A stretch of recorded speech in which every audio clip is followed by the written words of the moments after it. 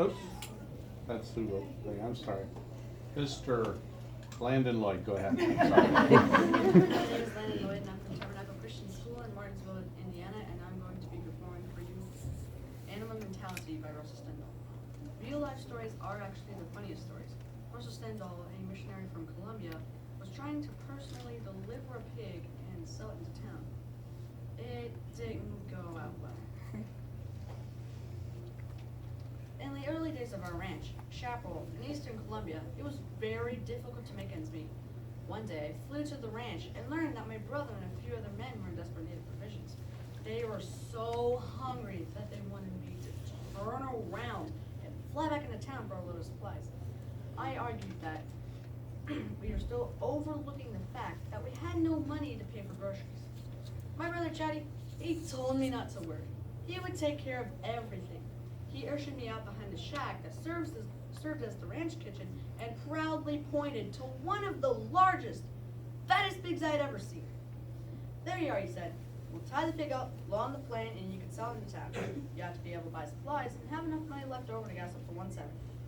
I voiced a few misgivings regarding the prospective passenger. You worry too much, Chatty scolded. We'll tie all 4 feet together in a knot that I guarantee you will never come undone. Besides, this is a tame pig. It knows us. It's lived all its life eating table scraps behind the kitchen. Mistake number 1. To think it was only secondary consequence that the knot remained tied, whereas the primary concern should have been that the feet of the pig remained in the knot. It took all of us to lift the 250-pound hog into the small Cessna. I closed the door, strapped myself in, and started the engine. The pig lay on the floor, giving an occasional low grunt. This might not be so bad after all, I soothingly thought to myself as I taxied over to the end of the short grass runway and prepared for takeoff. Everything went fine until we were about halfway down the airstrip. Just as the airplane was lifting into the air, the pig did a backflip into the baggage compartment. There, a middle partition gave way, and the pig's superior weight caused it to slide all the way to the plane's tail cone. Realizing that the tail-heavy aircraft would never fly properly, I prayed that we would be able to stop within the remaining runway. It was close. I undid my seatbelt and tried to pull the squealing pig, who still had all 4 feet securely tied together, out of the tail. It took my brother and several other men to put the pig back into proper position. I really got to see that this time the pig didn't move, so I looped the co-pilot seat in between the legs of the pig and cinched it down tight. I proceeded to start the airplane and got ready to take off again. My second mistake. The second chart was perfect, and I soon had the old 170 at 6,000 feet on course for San Martin. The grunts and squeals of my passenger were beginning to almost seem normal when all of a sudden, ka-whoom, ka-whoom, ka-whoom. I noticed with horror that the pig had just pulled its back feet out of the knot and was banging on the side of the airplane with its rear end. On the third bang, the door latch snapped and the rear end of the animal went right out of the aircraft.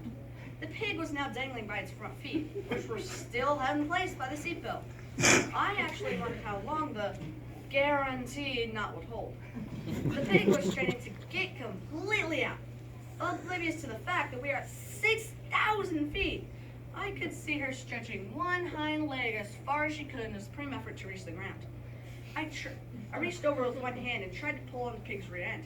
It was impossible to get a good grip, so I undid my seatbelt, got out of the pilot's seat, and struggled to pull the squealing pig back into the airplane.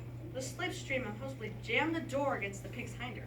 It was impossible for me to pull her back inside, no matter how hard I tried. In desperation, I got what seemed like a brilliant idea, but was really my third mistake. Since this was an airplane, why not bank the pig and lift the pig into a more favorable angle?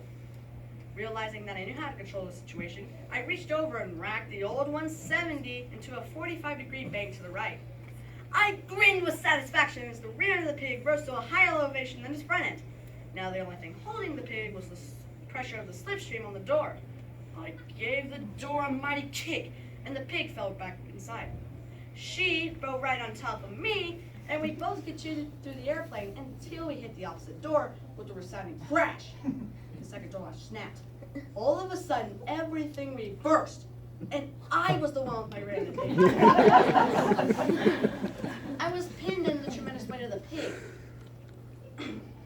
doors open enough for me to see that we were flying at a very unusual altitude. I desperately tried to reach the controls. I was able to kick the yoke a little with my left foot while I was banging on the pig with both hands trying to make it get off. I groped blindly in the back of the plane for anything I could use as a weapon. My hand closed on an iron bar. I hit the pig with it. She went completely berserk. She got up and began to thrash and squeal and gnash her teeth. Somehow, the rope and seatbelt on her front feet held. Finally, I was able to find a rope end. After getting kicked a few times, I was able to partially restrain my furious passenger. By now, I was really looking forward to our destination. After what seemed like an eternity, San Martin slowly drifted into sight. It wasn't until our short final approach that I noticed donkeys in the middle of the runway. Intentionally, I buzzed the donkeys as close as possible, hoping that they would get off the runway. Donkeys on the runway are terrible. When the airplane is almost on top of them, they might raise up one ear. After several passes, a pig came out on a bicycle and herded them off the runway. The pig fought me all the way to the ground. I was sure glad to finally unload the pig and personally deliver it to the local butcher shop. The butcher paid me an equivalent of almost $100 in Colombian currency. The 2 new door latches for the 170 cost me $120. That pig still owes me $20.